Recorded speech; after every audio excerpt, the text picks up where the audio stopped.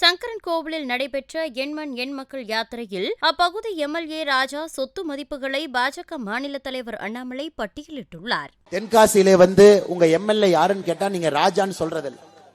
அன்னை அவரு பேரு ரவுடி ராஜா அப்படிங்கிறது. அந்த அளவுக்கு 25 ஆண்டுகள் கழித்து முதலாக திராவிட முன்னேற்ற கழகத்தினுடைய எம்எல்ஏ 25 ஆண்டுகள் கழித்து சங்கரங்கோவில். ஐயா இன்னைக்கு நான் சொல்றேன், மீடியா நண்பர்கள் இருக்கிறாங்க. எம்எல்ஏ ஆன பிறகு தென்காசிக்கும் சங்கரங்கோவிலுக்கும் வளர்ச்சி வரல, அவருக்கு எங்கெல்லாம் வளர்ச்சி வந்திருக்குன்னு நான் சொல்றேன். மீடியா நண்பர்கள் குறிச்சு சிந்தாமணியிலிருந்து குற்றாலம் போகக்கூடிய மெயின் ரோட்ல ஒரு தனியார் வங்கி அங்க இருக்கும்.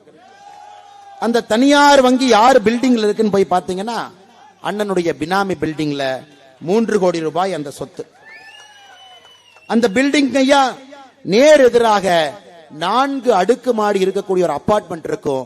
அதுவும் இந்த எம்எல்ஏ சொத்து. 5 அருவி இருக்கக்கூடிய இடத்துல சமீபத்தில் 2 கோடி ரூபாய்க்கு ஒரு கெஸ்ட் ஹவுஸ் வாங்கியிருக்காரு. அதையும் போய் பார்த்துட்டு வாங்க. சுரண்டை போலீஸ் ஸ்டேஷனுக்கு நேர் எதிராவே மாமனார் பேர்ல மாமியார் பேர்ல இப்பதான் சொத்தை வாங்கியிருக்காரு. அதையும் போய் பார்த்துட்டு வாங்க.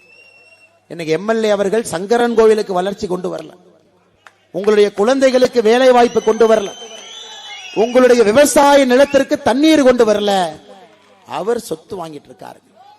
அது மட்டும் இல்ல, கரிசோறுனா சண்டை, கொடியேத்துனா சண்டை, சாப்பாட்டுக்கு சண்டை, ரோட்ல மாற்று கட்சிக்காரன் போனா சண்டை. ஒரு ரவுடி எப்படி ரோட்டில் இருப்பாரோ அதுபோல் ஒரு எம்எல்ஏ இன்னைக்கு சங்கரன் கோவில்ல எங்கே பார்த்தாலும் கூட மக்களை அடிப்பது உதைப்பது என்ற ஒரு எம்எல்ஏ ராஜா அவங்க இருக்கிறாங்க. இதை சகோதரிகள் இருக்கும் பொழுது இதை நான் பேச வேண்டாம் என்று நினைத்தேன். இருந்தும் தாய்மார்கள் இருக்கும் பொழுது ஏன் சொல்றாங்க, வேண்டாங்கம்மா. எம்எல்ஏனால ஒரு பைசா வேலை நடக்கல, எம்பினாலையும் ஒரு பைசா வேலை நடக்கல, திராவிட முன்னேற்ற கழகத்தினுடைய அரசுனாலே ஒரு பைசா வேலை நடக்கலைன்னா எங்கே இருந்து யார் உங்களுக்கு வேலை செய்ய போறாங்க? எம்எல்ஏ சரியில்லை, இருக்கக்கூடிய எம்பி சரியில்லை, மாநில அரசு சரியில்லை, தென்காசிக்கு எதுவும் நடக்கவில்லை என்றால் நீங்கள் மோடியை நம்ப வேண்டிய காலம் இது. வேற வழி இல்லைங்க. நம்ம